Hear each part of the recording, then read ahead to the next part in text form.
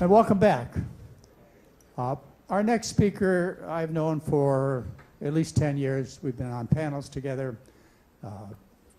He's been an advocate of a vegetarian diet all this time and has tried to convince people that, you know, this is the way to go. But his vocation at the present time is as an intensive care doctor taking care of people in Washington, D.C.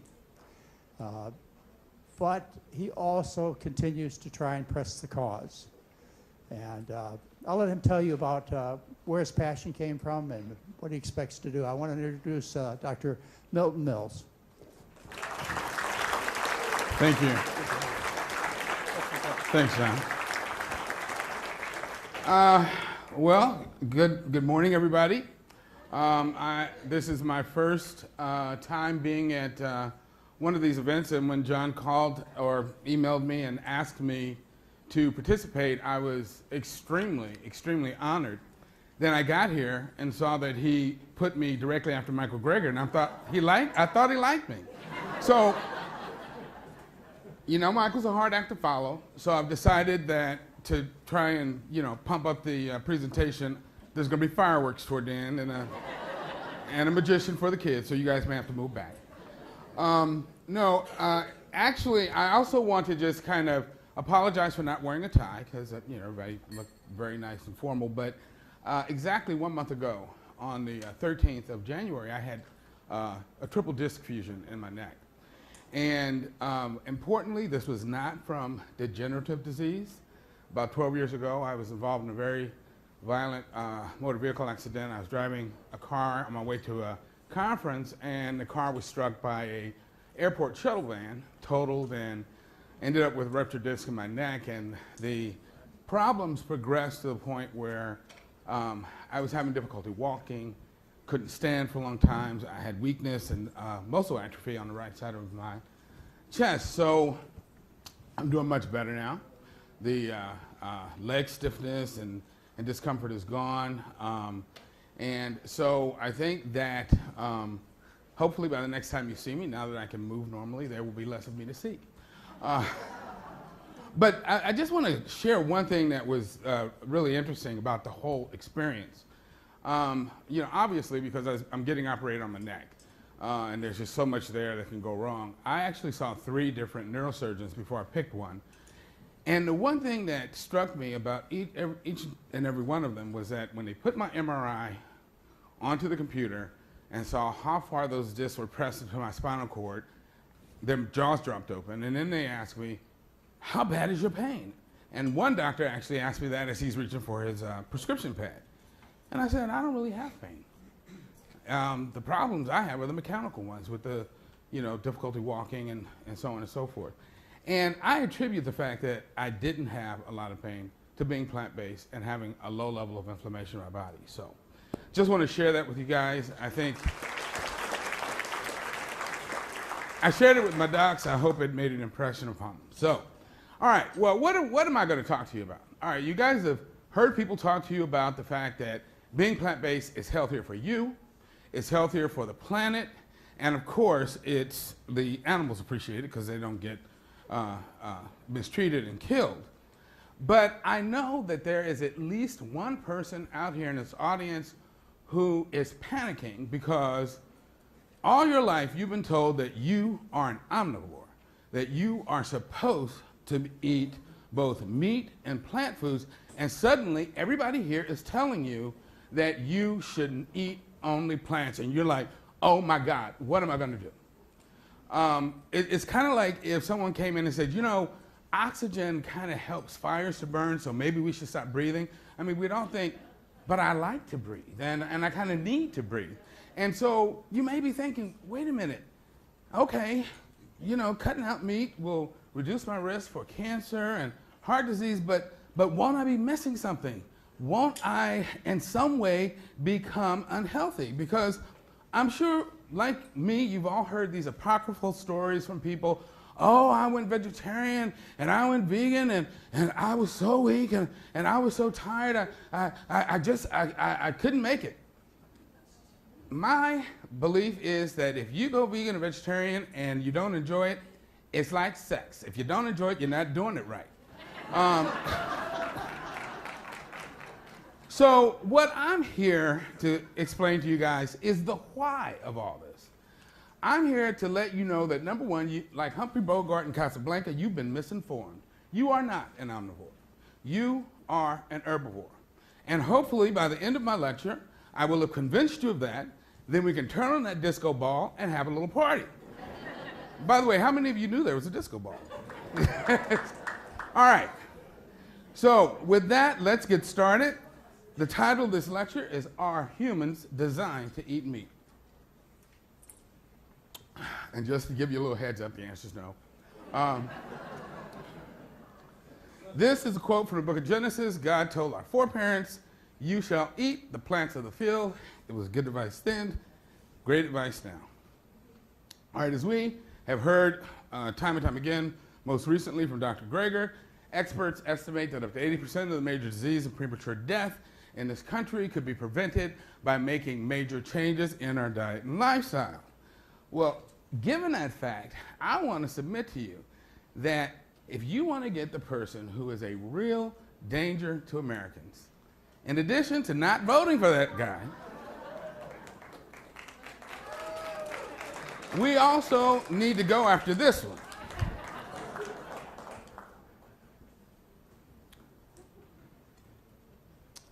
All right, so how are we going to tackle this question of what we should be eating?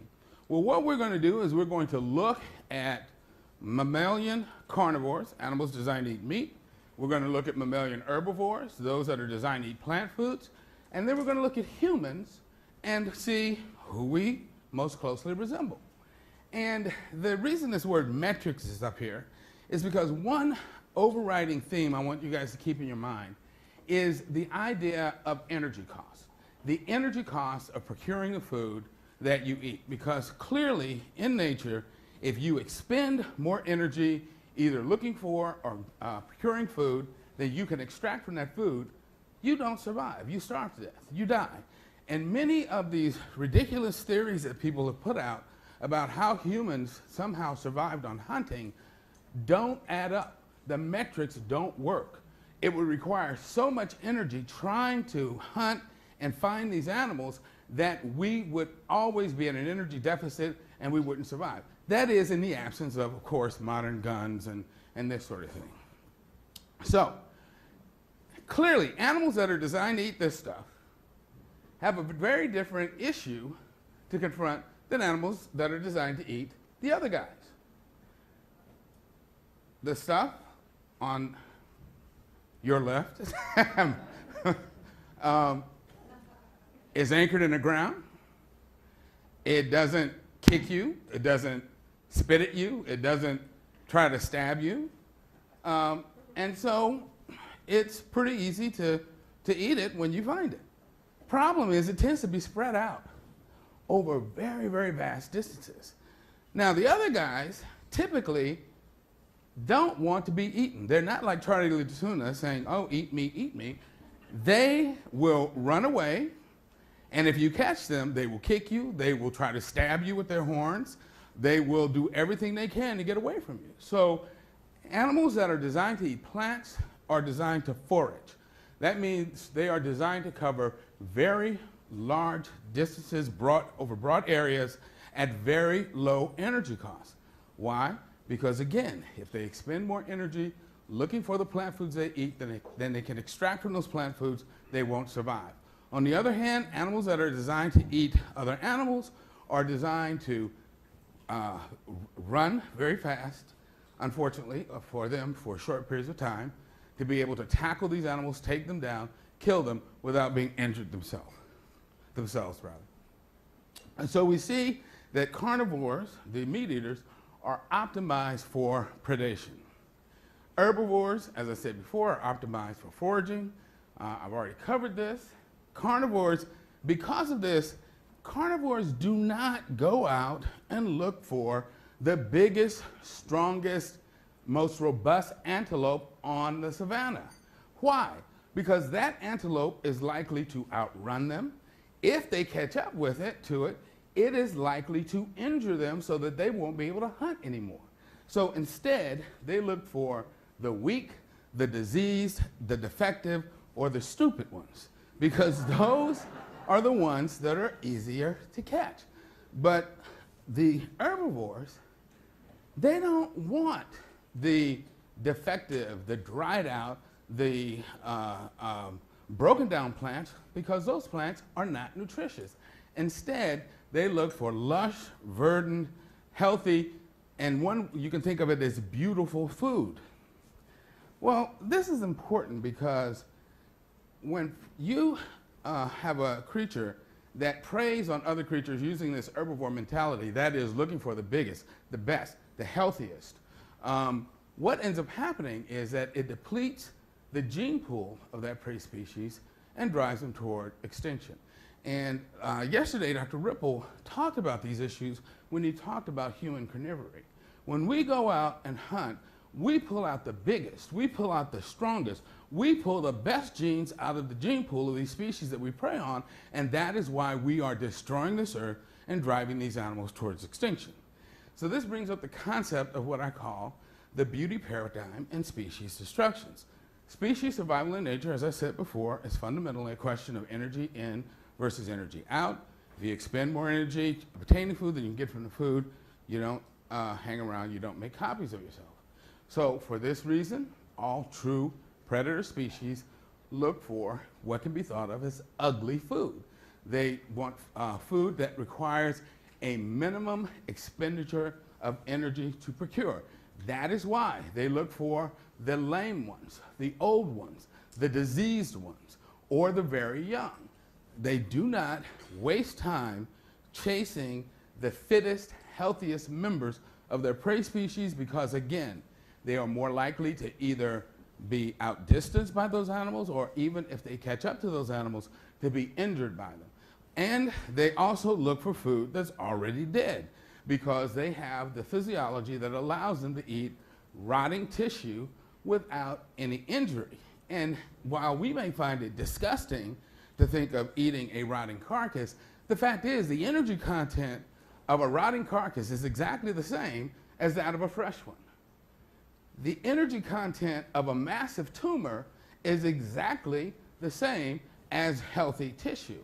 So they don't mind eating an animal with cancer because that animal is going to provide for them. Number one, it's going to be easier for them to catch. Number two, it provides the same amount of energy as an animal without a disease. And again, behaving in this manner means that they strengthen the gene pool of the species that they prey on by weeding out those that are less fit. As I said before, the herbivores seek the beautiful plants because those are the ones that are most nutritious. And when we humans, because of our herbivore mindset, that's the concept I want you guys to grasp, is that we have the mindset of an herbivore. We want food that is beautiful, that is robust, because we equate those qualities with health. But when we use that mindset to hunt other animals, we end up destroying the earth. By the way, eating the healthiest plants is actually a good thing because what happens is every time you poop, you spread the seeds of those plants and you help them multiply and spread. So let's look at a typical carnivore. This is a wolf. First thing I want you to notice is that they have a very streamlined shape so that they can run very fast.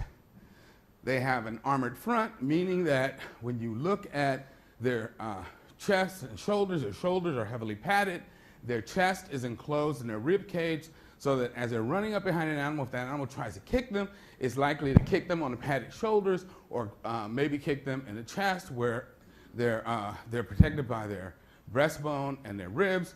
The most vulnerable parts of this animal, the unprotected abdomen and the gonads, are all the way at the back where they're the most protected from injury. They have a very thick, muscular, sturdy neck, forward deployed weapons. If you've ever looked into the face of a snarling dog, you know exactly what I mean. Their top speed is roughly about, except for the cheetah, which is an extreme example, about 35 miles an hour, and that enables them to ambush and capture the sick, the injured, and the unwary. They have what's called a digitigrade stance. And by the way, there's going to be a mini exercise moment later on in this lecture. What digitigrade means is that they are up on their toes. their heels are off the ground. Now, when you or I get ready to run, what do we have to do? We have to crouch down, get up on our toes, on your mark, get set, and then we run. These animals don't have to do that because they're already permanently on their toes. Their joints are already permanently flexed so that they are always ready to run. And the digitigrade stance also lengthens their legs, which helps them run faster. Their nails are sharp claws, which not only helps them to grapple with prey, but act like sprinter spikes and allows them to really grab the ground. They have the permanently flexed joints, as I mentioned before, which you guys will see in a minute. And that means, though, that they must use energy to resist gravity. So I want everybody who can stand without difficulty, stand up, please.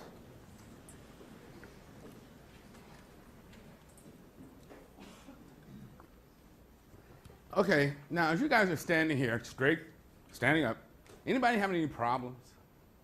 All right, now what I want you guys to do is crouch down like this and stay that way.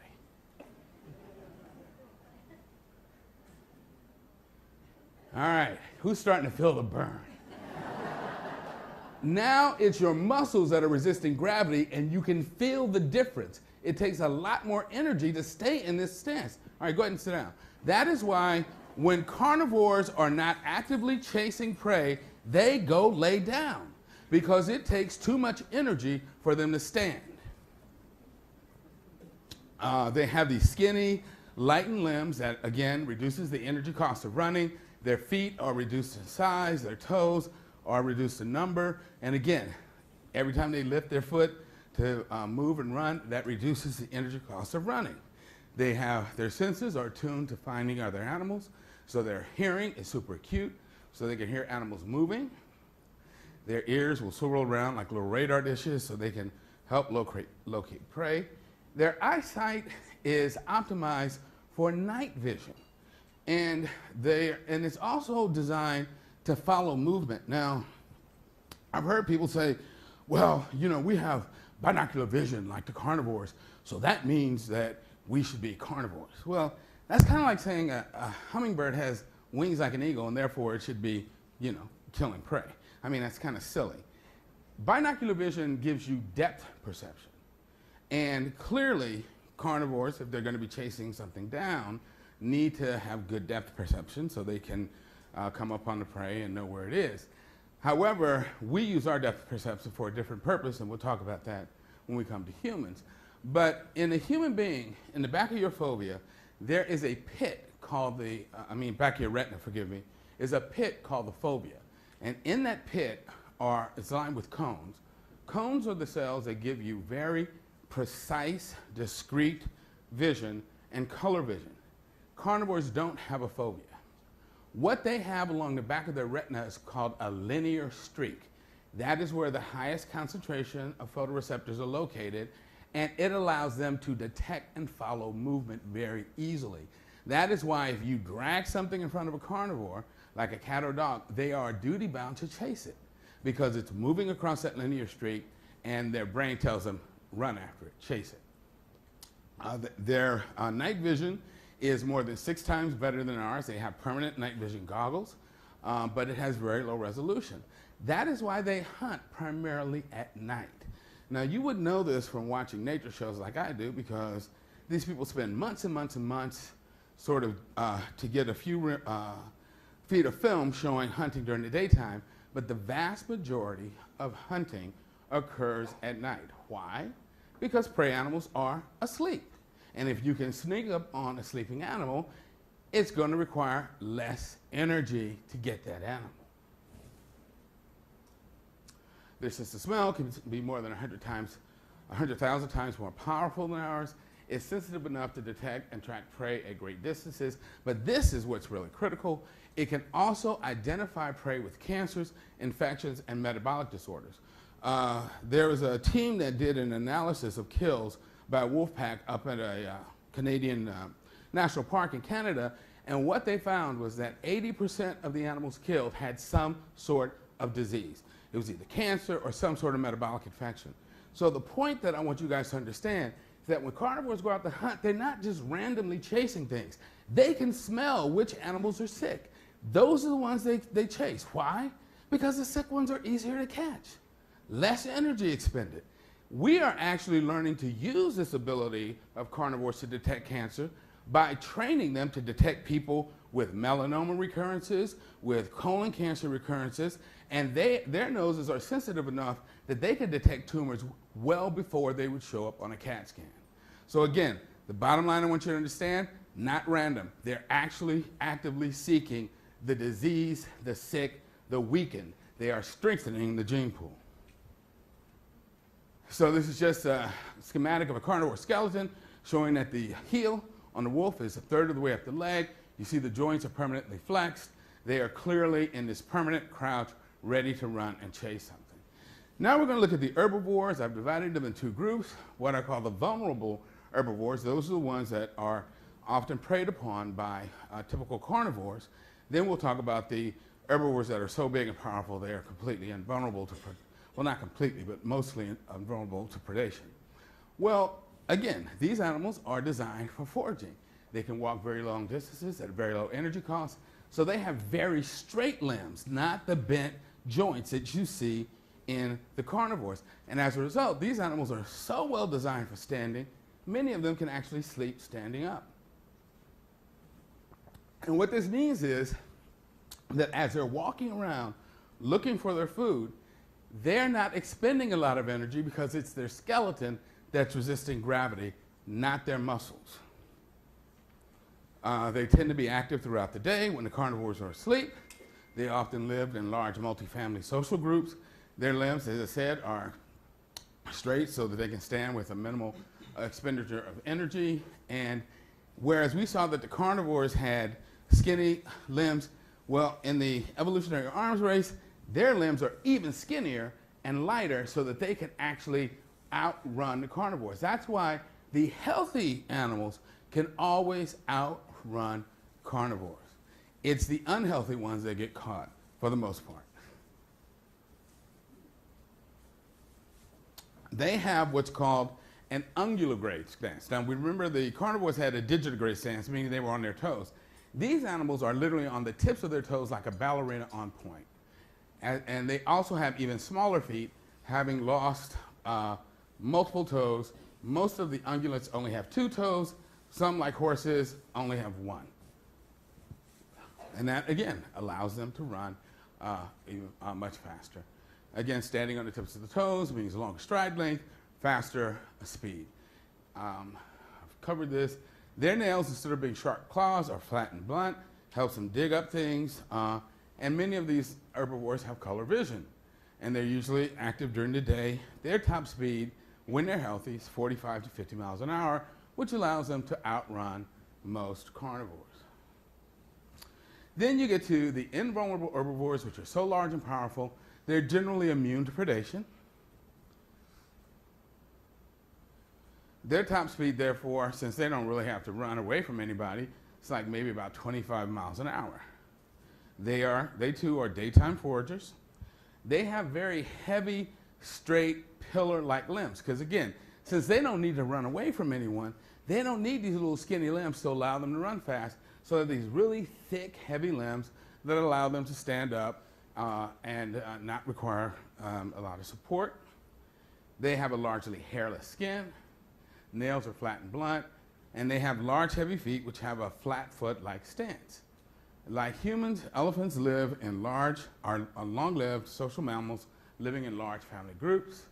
Terrestrial herbivorous mammals tend to live much longer than carnivores, and I think that has to do with the fact that their diets are higher in antioxidants and other things that help offset the ravages of aging. And these animals are a living testament to the adequacy of plant protein. I just want to make this point. We all know that the first thing that you get asked when you tell someone you're going plant-based, oh my God, where are you going to get your protein? The largest, strongest animals on this planet are all vegans or herbivores. All protein is made by plants. Say that with me. All protein is made by plants. No animal is able to take nitrogen out of the air and incorporate it into an amino acid. Only plants can do that. So any protein you get from an animal source is secondhand. It's secondhand plant protein. Let's cut out the middleman and go directly to the source.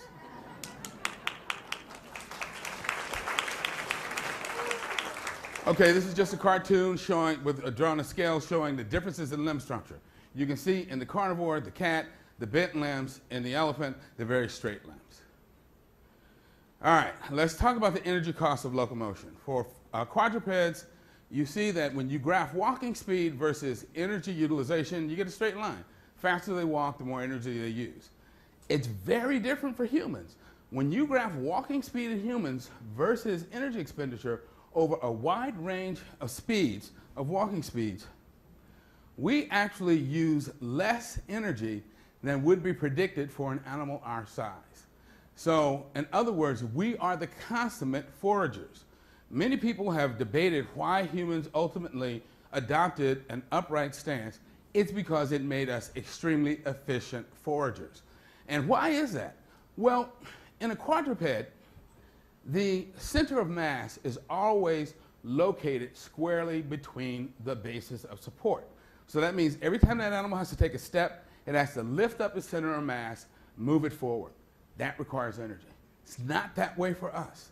When we take a step and our leg gets thrown out, your center of mass actually falls outside of your body. You start to fall forward. In other words, gravity is now moving you forward.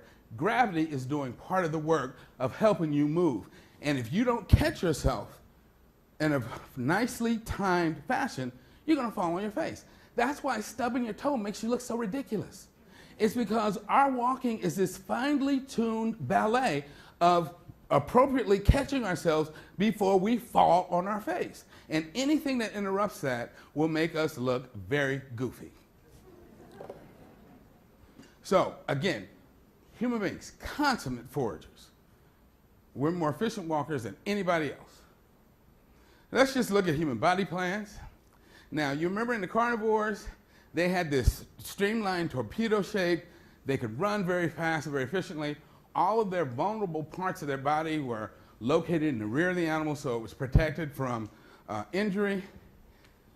Look at us. Number one, we have the widest part of our body presented to the wind so that it's non-aerodynamic.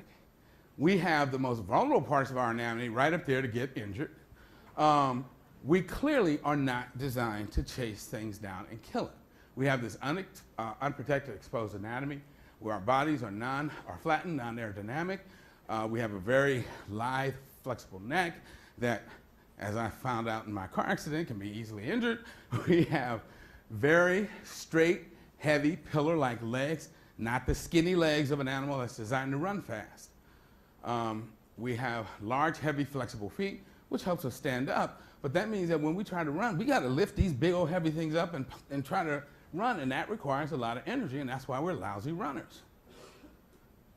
We have largely hairless skin, our nails are flat and blunt, and lifestyle factors make humans relatively invulnerable to predation. That is, we live in social groups, we're active during the daytime, and we take our butts to bed at night when the predators are active.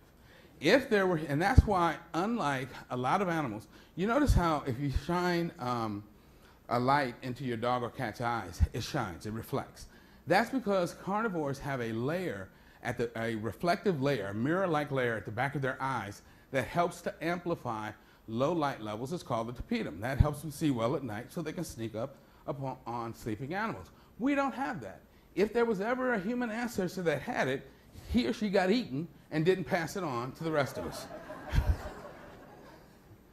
Our slow speed and poor endurance, most useful for escaping stinging insects. What do I mean by that? Well, the fastest humans run, even Olympic sprinters, run somewhere between 19 to 22 miles an hour. And humans can only keep that speed up for about 150 meters. Even in the 200-meter dash, you will notice that after 150 meters, all of the runners are starting to slow down because they can't keep up that speed.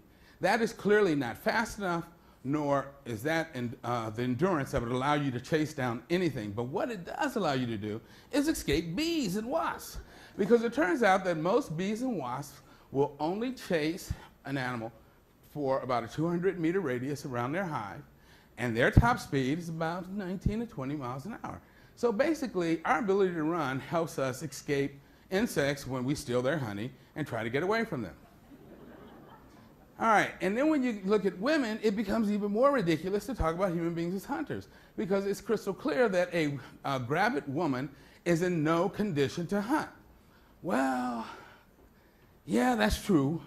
And so the anthropologist said, well, you know, what the women did was they waited at the door of the cave while the men went out to hunt.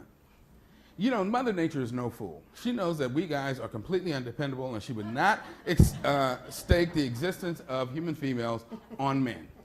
The female of every species is always able to procure the diet she needs to live, carry a pregnancy, and raise her young. Every single species. There is no species on Earth where the female of that species is unable to procure the diet she needs to live, carry a pregnancy, or feed her young. That is just ridiculous to postulate that. And what is even more interesting is that the long gestation period of humans is typical of large herbivores.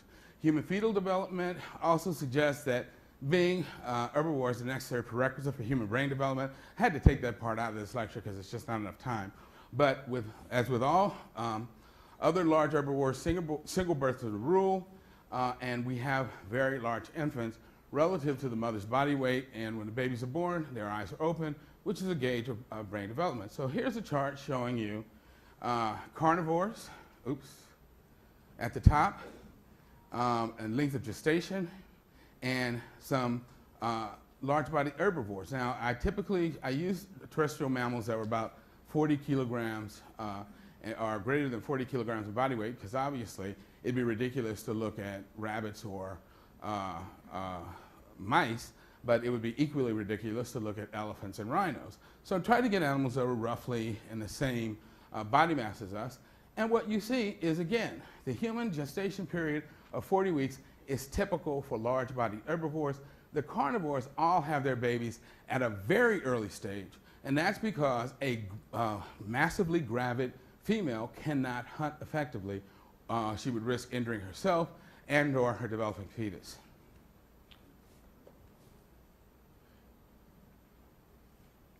These contrasts become even more stark when you look at the neonate's body weight as a percentage of the mother's body weight. Again, carnivores have tiny little babies, and they typically have litters, whereas in the herbivores, they have large babies that are a much bigger percentage of the mother's body weight, and they tend to have either one or two babies. Carnivore infants are born with their eyes closed because effectively they complete their development outside the womb. And just a word on milk composition. When you look at the milks of carnivores, this is divided by total solids, percent fat, percent protein, and lactose.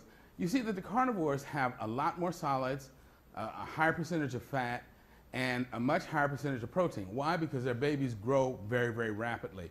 You only need high protein milk if your baby's growing rapidly. Down at the bottom, I put cows and humans to show you why you should not feed your baby cow's milk. And what you see, again, typically carnivore milk contains more than 1.5 to 2 times more solids than herbivore milk. They have 2 to 4 times the protein and up to 10 times the amount of fat.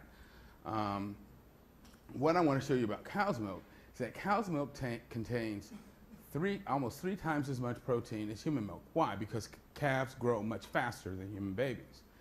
Bovine proteins are qualitatively very different from human proteins, and also the fat that's in cow's milk. Cow's milk has more fat than human milk. Actually, the fat is roughly the same. The protein is different. But the lactulose is very interesting. You notice that humans have more lactose than cow's milk. Lactose is milk sugar. Why should that be? That's because a human infant's brain, relative to its body size, is much bigger than a calf's brain. And the brain uses only glucose for its metabolism. So our babies need more sugar, but they don't need all that protein. And even though the percentage of fat is roughly equivalent, it's very different kinds of fat. The fat in cow's milk is highly saturated, which is why you can make butter and ice cream from it, but you cannot milk a woman and make butter and ice cream from her milk. All right, let's move on to the head neck region. As you can see, carnivores have a very wide mouth gape, so they can run up, grab something, and start to rip it apart. The temporalis muscle, which is a muscle that sits on the top of the head, is the primary muscle operating the jaw. Teeth are designed for ripping and tearing. They don't chew their food. Their jaw has minimal side-to-side motion. Their saliva has no enzymes. So again, key, they don't chew. They rip off a hunk of flesh, swallow it whole. If the animal is small enough, they'll simply swallow the entire animal. When you look at bite forces, here's a picture of the jaw.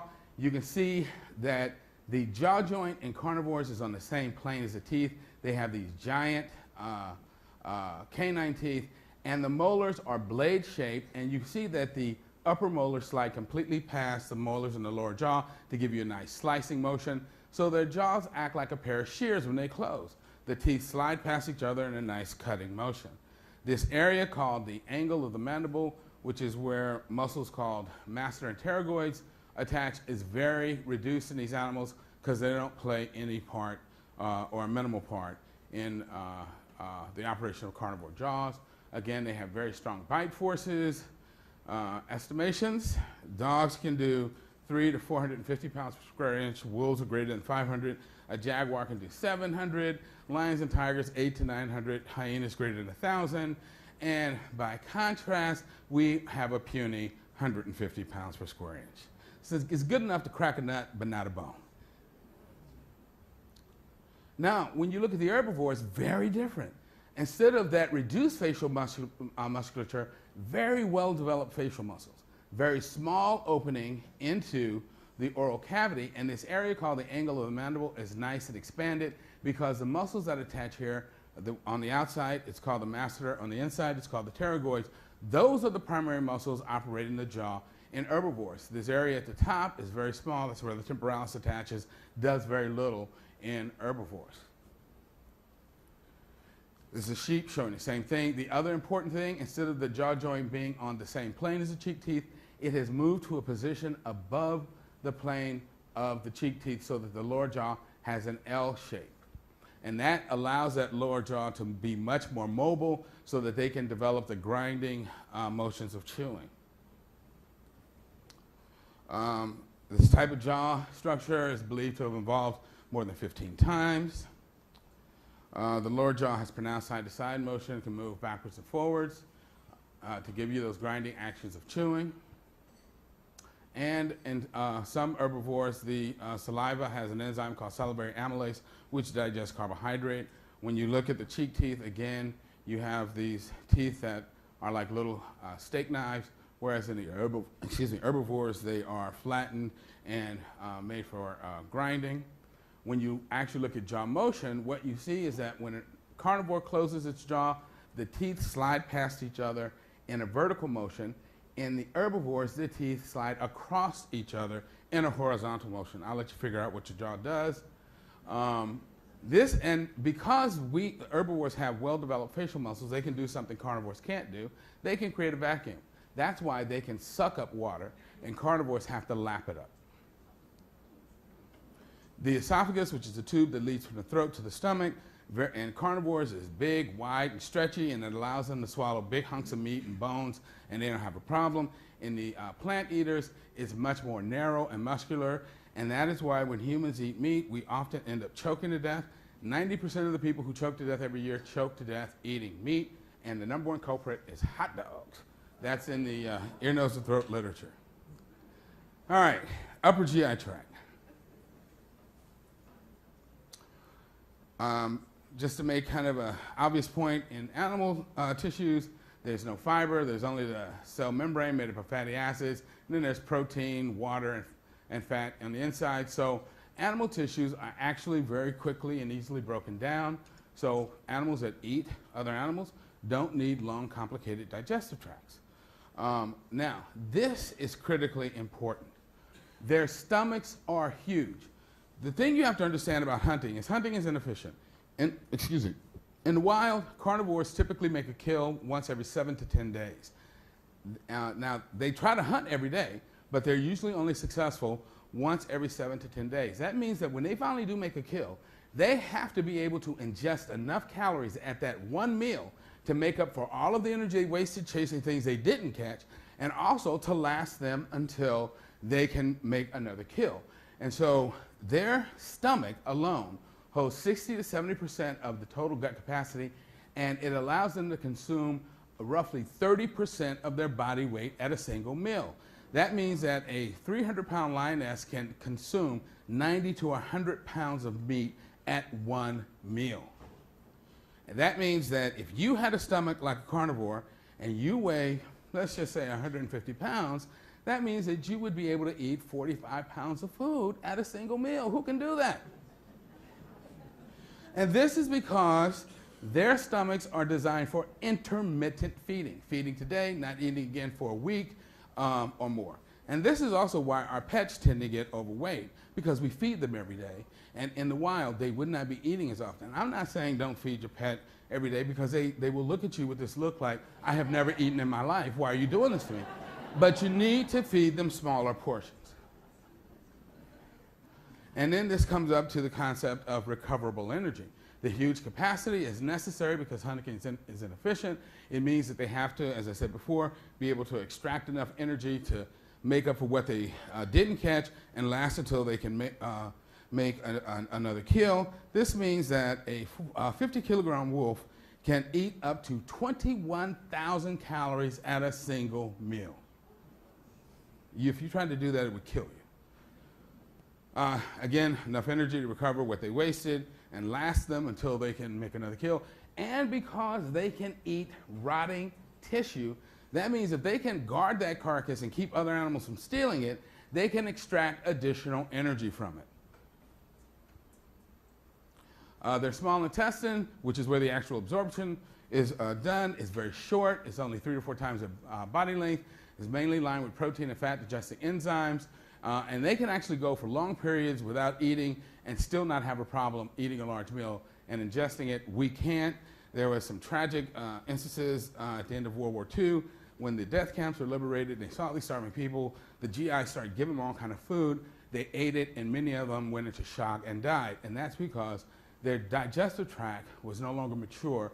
They were not able to keep fluid in their bloodstream. It all went into their GI tract. They developed massive diarrhea, circulatory collapse, and died. Carnivores don't have that problem. Bears can not eat for 6 months, get up, find a dead carcass, gorge themselves, and they're just fine. And this is just a picture showing the typical appearance: large stomach, short small intestine, short large intestine.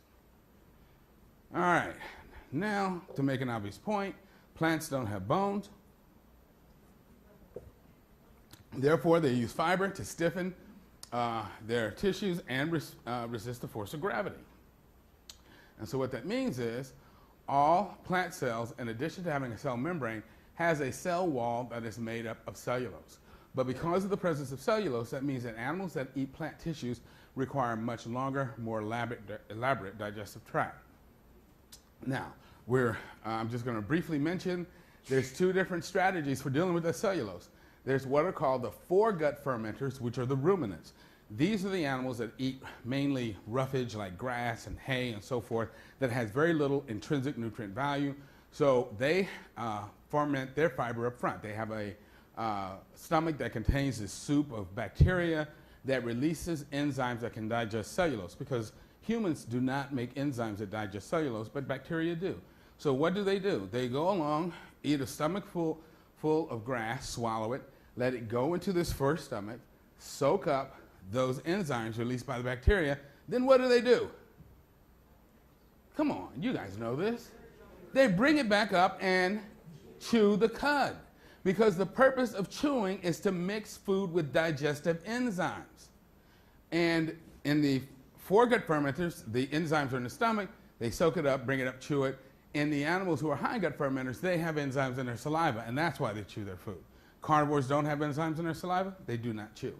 So how do you know if you're looking at a foregut versus a hindgut fermenter? Look at the poop. And a foregut fermenter is liquid. which is why a cow patty is liquid when it's fresh. And then the hindgut fermenters, like horses, you see they pass a very fibrous stool. But that's the last we're going to say about the multiple stomach herbivores. The herbivores with the simple stomach holds about 30% of the total gut capacity. When food is in the stomach, the pH of that stomach is only about 4 to 5, which is only moderately acidic. I forgot to mention to you guys that when carnivores' stomachs are full, they can secrete so much acid that the pH of their stomach is less than 1. That's strong enough to dissolve not only bones, but it'll dissolve a penny. But because these herbivores have smaller stomachs, they have to eat multiple times a day because their small stomach cannot contain enough food to last them even one day. So they must eat multiple times a day. They are batch feeders. The carnivores are intermittent feeders. The herbivores are batch feeders. Small intestines, very, very long, over 10 to 12 times body length, and that's because fiber slows down the absorption of nutrients and they need a large surface area. They have an unlimited capacity for carbohydrate digestion and absorption. Just to look at some herbivore digestive tracts. And again, in a rabbit and equids like horses, small stomach, long, small intestine. And you notice that the large intestine has this pouched appearance. It's very different for a ruminant like a dik-dik, but we're not ruminants, so we don't care.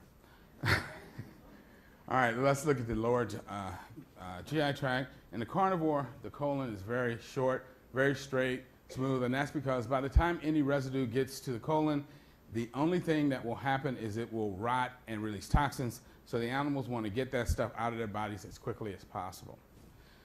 The herbivores, by contrast, have a much longer large intestine, and that's because there's a lot of fiber left over after they've extracted the nutrients from the plant foods, and the bacteria in the colon can then work on that fiber, break it down, and they can absorb things like they produce vitamins, they can absorb short-chain fatty acids, and do a lot of wonderful things. All right, what about us? Well, when you look at human teeth, you see we have, instead of short peg-like teeth and long canines, we have these blunt, flat, spade-like incisors that are wonderful for peeling fruit, but lousy for trying to bite into an animal carcass. And even though we have canine teeth, they are small, reduced in size and shape, and act like accessory incisors as opposed to actual canines for killing something. You can see that our jaw joint has moved to a position above the plane of the teeth. We have the typical L-shaped jaw of the herbivore. I want you, everybody, to put your hand right here and bite down. You feel that muscle that's popping out? That's your masseter. The pterygoids are on the inside. They hold the lower jaw in a sling-like arrangement, move it side to side to help you grind up your food. This is just a comparison of jaws. It's very easy to see who we're like. We are nothing like the carnivore here. We have the typical jaw structure of an herbivore, and you notice that even horses have small canines. So the idea that just because you have canines, you're supposed to eat meat is ludicrous. And again, in both the herbivores, the temporalis is very reduced, whereas in the carnivores, it's a gigantic muscle. We have a very walled-in oral cavity, which allows us to chew our food very well, develop a vacuum, suck up water, use a straw, and we have these nice fleshy lips, which I know you all thought the purpose was for kissing, but it's actually to help you move food into your mouth. Kissing is just a fringe benefit. Again, this is a view of the oral cavity from the inside. You can see the pterygoids on the inside, masseter on the outside. And we have a large salivary gland right behind the ear, or in front of the ear, called the parotid gland, that manufactures an enzyme called salivary amylase. And when you chew your food thoroughly, most of the carbohydrate digestion is actually due to the enzyme in your saliva, not the enzymes in your that come from your pancreas. The tongue is thick and muscular, helps us in chewing our food, also aids in speech. The structure of our pharynx actually allows us to have a much broader sense of taste than probably any other animal, because food molecules pass through the back of the throat into the nasal cavity, giving us a much broader sense of flavor, which is why it sucks when you have a head cold. As I said before, our esophagus is very narrow, muscular. It's designed to handle very small balls of thoroughly chewed food. And people who eat a lot of meat tend to get what's called gastroesophageal reflux disease, which, if untreated, can lead to esophageal cancer. Human stomach holds about 20 to 25% of your GI capacity, only moderately acidic with food, and is designed, again, for batch feeding. Unless you are eating pure olive oil, you cannot consume enough calories at one meal to last you even a single day, let alone 10 days. So that is why, like all herbivores, we have to eat multiple meals throughout the day. And because the small capacity of our stomach and our inability to eat carrion, hunting is much less efficient for us. Because if you go around chasing something, trying to kill it, and finally succeed after 10 days in killing something, you can't even consume enough calories at that one meal to replace what you've just expended trying to hunt. Furthermore, once that carcass starts to rot, you're done.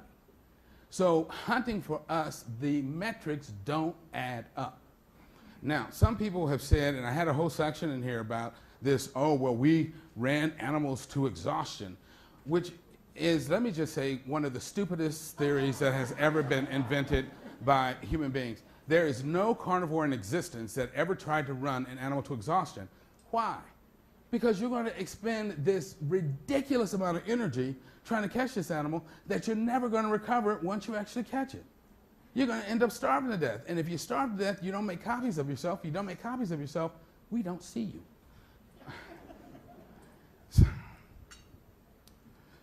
All right. So this is why in the absence of large-scale preservation methods, hunting was simply not an efficient way of obtaining food for Stone Age humans. Now this is different in temperate areas where it gets very cold, it gets freezing, you can kill something and preserve it. But in equatorial regions where humans are believed to develop, just is not a good way of trying to obtain food. And that's why plant-eating locusts were considered a plague and not a food bonanza. All right, when you look at our small intestine, human small intestine is typically 25 to 30 feet long. Now remember I said that the small intestine in herbivores was 10 to 12 times the body length, right? So if I'm telling you that a 6-foot man has a small intestine that's, say, 30 to 35 feet long, is that 10 to 12 times his body length? Yes, it is. Your body length is not measured head to toe, it's measured tail to tailbone. Your torso length is 2.5 to 3 feet. You have the classic dimensions of a plant eater. And then your small intestine is further lengthened by being kind of compressed like an accordion. And then when you actually look at the lining, it's thrown up in all these little finger-like projections called villi. And when you look on the surface of those, they have these little things called microvilli. It means the total surface area in your small intestine is roughly the size of a singles tennis court. So the next time you go to play tennis, think, oh my God, all of this is right inside of me.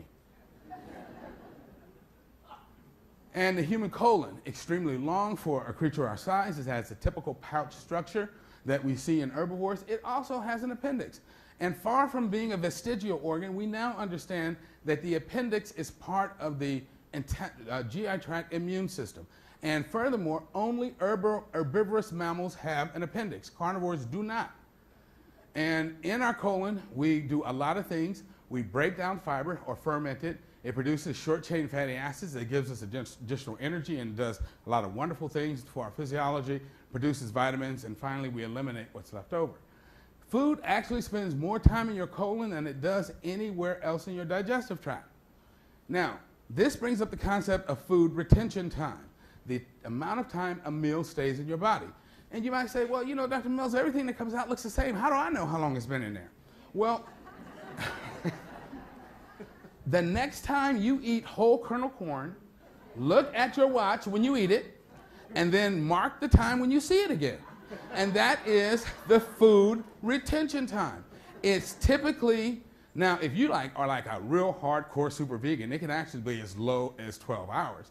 But it's typically more like 16 to 18 hours. So we'll say 18 hours. Food stays in your stomach a maximum of 3 hours. Your meal passes through the entire length of your small intestine in 2 hours or less. That's 5 hours. That's 5 from 18 leaves 13. Where is it spending the majority of its time? In your colon. And it's not supposed to be sitting there like some big lump of nonsense. It's supposed to be acted on by a bacterial population that will break it down into these short-chain fatty acids that do wonderful things for your health. One of the short-chain fatty acids is called butyrate. It's 4 carbons long. It turns out that butyrate is the preferred fuel for colonic cells. They don't like to get their energy from your bloodstream. They prefer to get it from the intestinal lumen, the butyrate. When you have a lot of butyrate, you have a very healthy colon. Then they make a 3-carbon short-chain fatty acid called propionate that is absorbed, goes to the liver, and inhibits an enzyme called HMA-CoA reductase. All right, for the doctors out there, why is that important? Cholesterol, that is the same enzyme that statin drugs inhibit. So this drug will do what medications do without the side effects. Propionate also helps reduce your liver's production of glucose, like another drug called, oh, come on. What? I mean, Frankenstein's not on this stage. Speak up. Glucophage, right, metformin, another popular diabetes drug. And then a 2-carbon short-chain fatty acid called acetate is used by your body cells in lieu of glucose, which means that your glucose stores last longer, your brain is happy, you don't get hungry as often. And then you get what's called activation of these phytoestrogens and lignans in the plant foods that we eat that makes them much more bioavailable and bioactive. Breast cancer risk decreased by 22% in women who consume the most lignans. Whole grain rye decreased PSA levels or prostate-specific antigen levels by 14% in men with prostate cancer. Consumption of soy phytoestrogen reduces breast and prostate cancer risk in a dose-dependent fashion. The more you eat, the healthier it is. Why should phytoestrogens reduce prostate cancer risk? We don't have estrogen in our body. Well, it's because when your liver sees those phytoestrogens, it thinks that it's seeing steroid hormones, and it starts ramping up its production of something called sex hormone-binding globulin, which then goes into your bloodstream, latches onto estrogen if you're a woman, or latches onto testosterone if you're a man.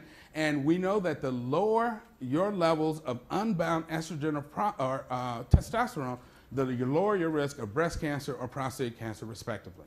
So that's why these things are so healthy. And the metabolism of these phytoestrogens, as I said, makes it more bioavailable. But the other point that I want to make is that the strains that are most effective at doing this are those that are associated with a plant-based diet. You eat too much meat, you get the rotty kind of plant food of bacteria that can rot and make very stinky methane, but they don't do a whole lot for your phytoestrogens. And then this just shows that when you have a diet that's very high in fiber, gives you a much thicker layer of mucus, which prevents bacteria from getting into your bloodstream. It makes a lot of this butyrate, which keeps these bacterial cells very happy, and they bind very tightly to each other. And it also upregulates the strain of bacteria that's very healthy for you. They also do other amazing things that I simply don't have time to go into, like when you eat cruciferous vegetables, there's a receptor on your colonic cells that actually stimulates immune cells to be much more active. But again, we just don't have time to talk about all that. And as you can see, with fiber, you have this butyrate, very thick layer of mucus, very tight binding, and you have a very healthy colon and no translocation of bacteria into your bloodstream. But when you don't have a lot of fiber in your diet, this is what happens. A very reduced layer of mucus. You see these cells are not binding to each other very well, and then these bacteria start slipping down between them, get into your bloodstream, and ramp up the level of inflammation in your body. And this is called leaky gut. Why is that important? Because leaky gut has been linked to a number of problems. The inflammation can cause depression. If you look at controls, those with low level, this is lipopolysaccharide, antibodies to a bacterial antigen, In the people without depression, they have very low levels, and people who suffer from major depression, much higher levels because they're not eating the right foods. And again, bacterial endotoxins that increase inflammation enter the body through this leaky gut mechanism that we just talked about. The other important thing to know is that they can be absorbed in both raw and cooked meat. Cooking meat does not destroy these endotoxins. So if it's there, it's going to be absorbed. All right. Studies show that a single meal that's high in animal fat can induce the absorption of these endotoxins, ramp up the amount of inflammation in your body. This is just a slide showing median trophic levels of various countries. In other words, this is a measure of per capita meat consumption worldwide: United States, Argentina, Europe, so on, Australia. Why is that important? Because when you look at meat consumption graphed versus the incidence of Alzheimer's, what you see is that in those countries with increasing consumption of meat, they have the highest levels of Alzheimer's. As people become more plant-based, they have lower levels of Alzheimer's. Again, I'm rushing because I'm trying to get through all this, folks. And this is just showing inflammation and dementia. Again, the higher the level of inflammation, the greater the problems with dementia. If you guys kind of tap into the film, you'll be able to read all the information on these slides when you review later on. So our digestive system is designed to quickly absorb and extract all of the readily available nutrients in the small intestine, pass the fiber on to the colon, where it's fermented into a lot of wonderful compounds that improve our physiology. Bottom line, fiber fermentation is essential for normal physiology, optimal health, and brain function and brain protection. Your colon is not just a big storage organ for stool. It is a major organ of digestion. It is where your meal will spend the most of its time, and you need to provide it with the substrates, the bacterial population they need to do the job that they're meant to do for us.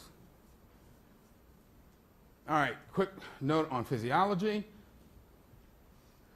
Do carnivores worry about fat and cholesterol? Of course they don't. Dogs and other carnivores will not develop heart disease no matter how much fat and cholesterol you feed them. They don't develop gallstones because their bile is so strong it will dissolve gallstones. That is unfortunately why bear bile is prized in Chinese medicine, because if you drink bear bile, it will actually be concentrated by your liver and your own gallbladder. And if you have gallstones, that bear bile is so strong it will dissolve those gallstones. Now, we have medicines that do the same thing now, so you don't need to kill bears. And if you eat the right foods, you won't get the gallstones in the first place. Carnivores can detoxify preformed vitamin A. They manufacture their own vitamin C. They can concentrate their urine up to 2.5 times more than we can, which means that they don't get all dehydrated when they eat high-protein diets. And they can also metabolize this excess animal protein without damaging their bones. That may seem like they've got us beat out of the block, but we can do some nice things that they can't do. We have enzymes in our saliva that digest carbohydrates. We can absorb, we have essentially an unlimited capacity for carbohydrate absorption. As I said, we have, herbivores have an appendix. Although we cannot detoxify preformed vitamin A, we can take beta carotene and convert it into vitamin A. Carnivores can't do that. So you see, if you eat enough colorful vegetables, you'll never be vitamin A deficient, because your body will convert as much beta carotene as it needs into vitamin A to keep you replete. The excess is stored in your skin. Why? Because it acts like a natural sunscreen. That is why these plants make these pigments. That's why they have these colors. It protects them from sun damage. And when you eat the plants, you get the same type of protection. These pigments are stored in your skin, where they help protect your skin from sun damage. We can detoxify a wide range of plant alkaloids, which is why we can take aspirin and stuff like that and not get sick. But we require a dietary source of vitamin C, but if you're eating plant foods, you're cool. We cannot eat rotting flesh, and we easily develop heart disease if we eat a diet high in fat and cholesterol. Just a quick point that I want to make about calcium, because people, if I don't eat dairy foods, where am I going to get my calcium? First of all, cows don't drink milk. They have plenty of calcium in their milk. And why is that? That's because calcium is found in all green leafy plant foods. Now, the reason I got this moose up here is because we've all seen a picture of an adult moose, right? That rack of antler weighs about 85 pounds and is made out of solid bone. And the moose grows those antlers in a span of about 3 months, eating nothing but green leafy plant foods. Who's 6 foot tall in here? All right, this gentleman. If I took you, flayed all the skin off your bones and your body and boiled you down till I had nothing but your bones, your entire skeleton only weighs about 35 pounds. Took you probably 25 years to grow that. A moose can grow 85 pounds of bone in 3 months eating plant foods. You do not need dairy foods. All right, just again, quick word about epigenetics, because people have been talking about this concept of epigenetics. Literally means above the genome. And what we have come to discover is that eating plant foods actually modifies the proteins that surround our DNA in ways that help regulate the function of our genes. It turns off cancer-causing genes, turns on protective genes. And the other important, so in other words, your diet helps control your DNA. And the reason this is important is because you pass these effects on to your children and grandchildren. As I said, all DNA is coded by these histone proteins. We know that diet can change the gene transcription rates, and you can think of the epigenetic effects as software versus hardware. Your DNA is your hardware. The epigenetic changes are the software. As I said, these influences are heritable. In humans, they've been shown to persist out to about 3 generations. In lab animals, such as rodents and flatworms, they can persist out to up to 40 generations. Epigenetics of cancer is well studied. If you lose these methyl attachments, you become, these oncogenes become more active. A study published in the British Journal of Medicine, Thaler showed that epigenetic regulation changed the function of something called superoxide dismutase in our mitochondria. And of course, Dean Ornish showed increased telomerase activity after only 3 months on a plant-based diet. So, just some closing thoughts. My feeling is that in a lot of cases, we have abdicated responsibility for our health and that of our children by allowing profit-driven marketing campaigns to dictate how we eat and feed our families. We gorge ourselves on unhealthy foods, stuff our kids full of these misnamed Happy Meals until they start to look like little pint-sized Michelin men, and then we throw our hands up in despair when they develop asthma, obesity, diabetes, heart disease, cancer, depression, and so on. It's important to realize that the chronic diseases that afflict us did not fall from the sky at the behest of some malevolent God. They are the consequences of our own actions. As such, it is within our power to change our behavior and improve our health. And this is critically important. We were all born without preferences. Nobody asked for fried chicken, ice cream, or pork chop in the delivery room. Everything you think you like, you had to learn to like. And just like you learn to like things that are unhealthy, you can learn to like things that are better for you and don't destroy the planet and don't harm your children. How many people here are married to the first person they fell in love with? Okay, a few, but most of us aren't. And think about that first person you fell in love with. There was a time you thought you couldn't live without that person. And then they did something or said something stupid and you're like, what am I doing? In my case, she used to leave her shoes in the middle of the floor. But the point is, just like you learn to love someone else, you can learn to love something else when it comes to your diet. And once you love something, you love it. And we have to do this not only for our own benefit, but for the health and well-being of our children and for the benefit of the planet and its other inhabitants. Now, last thought. In the Bible, the story is told of Naaman, who was a Syrian captain, a captain of the Syrian army. He had leprosy. And he heard about the prophet Elijah, so he gathered up all these gifts in this big retinue, and he went to Elijah's house, and he basically sent his servant in to say, please come out and cure me. Elijah didn't even bother to step outside. He simply sent the servant back out and told Naaman, go bathe in the river Jordan 7 times, and you'll be cured. When Naaman heard that, he was furious. He's like, I came all this way, and you won't even come out here and talk to me? And then you're going to tell me to go bathe in that muddy river when we got better rivers in Syria? And he was about to storm off, and his servant came near to him and said, my father, if the prophet had bid thee do some great thing, wouldn't you have done it? Well, how much better that he just said wash and be clean? And when it comes to our health, we are willing to let people crack open our chest, strip veins from our legs, shoot us with radiation, fill us with toxic chemicals in an effort to get our health back, carve out pieces of our internal organ.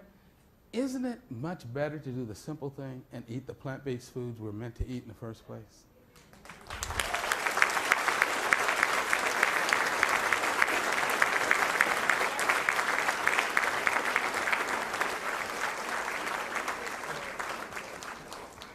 Well, thank you very much, Dr. Mills. That's the best presentation I've seen on something that's talked about so often, and that's the difference in our anatomy and physiology. Yeah, nobody's ever done it better. And I just want you guys to understand that if you saw me working on my computer all day yesterday, I was taking stuff out. Yeah, really. There is way more stuff that we could talk about. The differences are not subtle. You are absolutely designed to eat plant foods, which is why when you switch to a plant-based diet, your health improves, your disease risk goes down, and the earth is better off. Well, everything you say is consistent, and the truth has to be consistent. And you did a beautiful job of putting every part of the anatomy and physiology together. I think we probably have time for a couple of questions. Phenomenal analysis. Thank you so much, Dr. Mills. Very interesting. I saw from your slides that you seem to be supporting the consumption of soy. And there's been quite a controversy about soy, and I'm not just talking about GMO versus non-GMO. Sure. Should we be eating fermented soy? Is that better than regular soy? What about raw soy? Do you think soy is in general an important part of the vegan's diet? Okay. Yes, I do. I mean, I know there's a lot of stuff on the internet that suggests that there may be problems with soy, but just a couple simple things. Number one, if soy was really deadly, then Japan and China would be the sickest places on earth, and they're not, because they have a diet that's heavily based on soy. I think soy is a part of a healthy plant-based diet. The studies that I'm aware of show that it actually helps protect us and improve our health. You shouldn't eat nothing but soy, but to have soy as a part of the diet, I do think is healthy. And if I'm mistaken and there's a doctor in here that can refute that, please speak up right now, because I don't want to hand out misinformation. But all of the studies that I'm aware of show a protective effect for soy foods in both men and women. All right. Dr. Mills, there is soy and then there is soy. There are soy hot dogs. Right. I mean, you're the more natural forms. Tofu, tempeh, not the highly processed. I just want to get that clear. Yeah, no, that's some an people important run point. Just thinking That's a very important point. Burgers and fake chicken. Yeah. I mean, an occasional soy delicious. Go ahead. I've had a couple of people say to me, I need protein. What?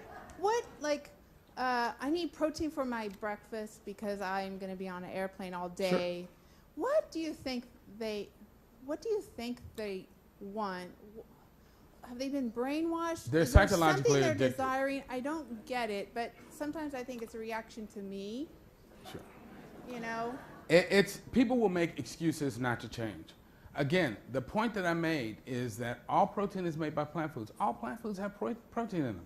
Some are protein dilute, like fruit and some of the water-containing vegetables, but they're concentrated sources of protein, such as beans, nuts, legumes, and even your root vegetables have a fair amount. So if you're eating a healthy plant-based diet, look at the elephant. It didn't get that way by sucking on cotton candy.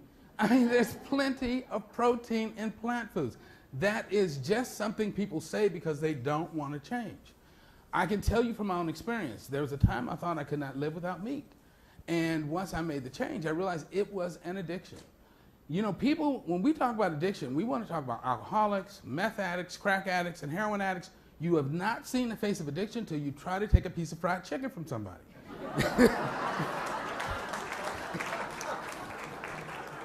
That is why people don't want to change. All right, go ahead. I saw you like 10 years ago at VegFest, and other than Dr. McDougall, you remain the most convincing speaker on why we are herbivores. Wow, thank you. But my question is, when I state that emphatically to friends or family, they'll go, no, no, no, no, we're omnivores. And I noticed you didn't really have a section refuting omnivorism.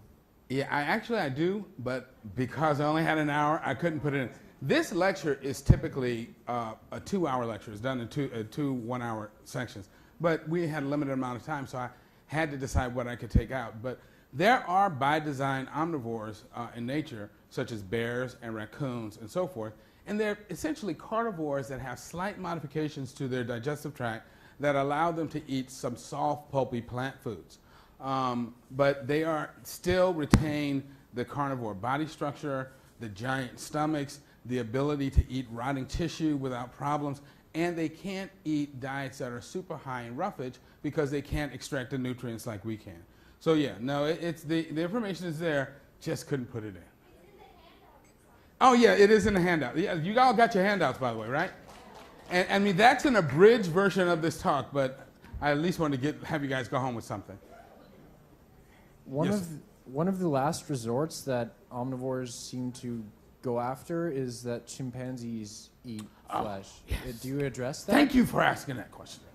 People say, you know, we share 99% of our DNA with a chimpanzee, and they eat termites. Well, do you realize that you have 58% DNA homology with a tree? But I don't think any of us can produce an apple from our fingertips or suck up water through our feet. So that DNA homology analogy is overworked. Look at a chimp's diet. Chimps are frugivorous, meaning they eat primarily fruit. Fruit is very low in protein. So yes, they need to supplement their diet periodically with a few termites. Human beings are marked by being able to go out on the savannah, and we eat from a wide range of very high protein energy sources. So we don't need the animal foods to supplement our intake, because there's a very good paper by this researcher by the name of Jolly, where he talks about early humans as seed eaters, that we learned to exploit grass seeds and legumes to get the protein that we needed, so that we did not need to waste our time trying to run around and chase animals. Thank you. It's rebuttal time. Well, just by coincidence, we have a herbivorous meal plan, lunch. Okay, all right. Just by coincidence. All right. Thank you very much, Dr. Mills. All right, thank you.